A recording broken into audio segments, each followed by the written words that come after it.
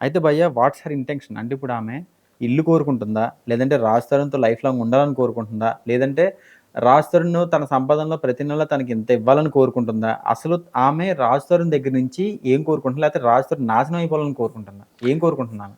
ఇప్పుడు ఆవిడ బెదిరిస్తుంది రకరకాలుగా. హ్మ్. ఏంటి ఆవిడకి ఎంతో కొంత మెయింటెనెన్స్ కావాలని హ్మ్. మాట్లాడుతుంది. హ్మ్.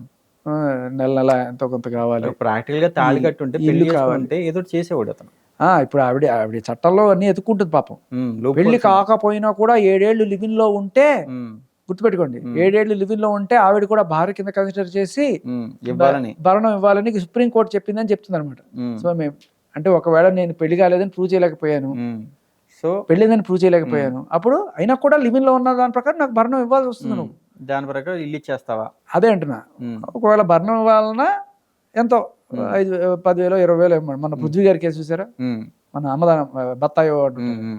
ఆయన కేసులో ఫస్ట్ కోర్టు ఎంతో లక్షలో ఎంతో ఇవ్వమంటే, తర్వాత రెండో కోర్టుకి వెళ్తే 20,000 22,000 భరణం ఇవ్వమని. హ్మ్. నెలకి 22,000 ఇచ్చినా 12 కోట్ల ఆస్తి కన్నా ఇల్లు ఎక్కడ? అవును. సో అది ఇంకొకటి ఏంటంటే, లివిన్‌లో ఉన్నామని చెప్పడానికి కూడా నీకు ఇది అర్థమైపోతుంది కదా. ఇప్పుడు ఆల్రెడీ వేరే అతనితో రిలేషన్ ఉన్నట్టు ఆ, ఆమె చేసిచ్చింది. సో ఈ 2023లో హ్మ్.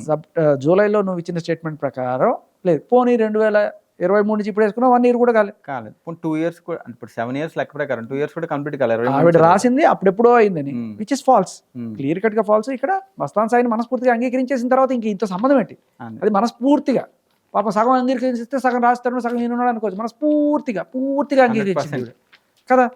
ఇంకేంటి ఇంకా రాస్తానుతో నీకు సంబంధం లేదు కదా. ఇది వేరే వాళ్ళు చెప్పాల్సిన అవసరం లేదు. రాస్తాను ఫస్ట్ నుంచే చెప్తున్నాడు ఏ సంబంధం లేదని. ఇది నువ్వు జడ్జి ముందు ప్రమాణం చేసి చెప్పింది. సో మనస్ఫూర్తిగా ఆయనే ఉన్నప్పుడు వేరే వాళ్ళు ఎక్కడ వస్తారు?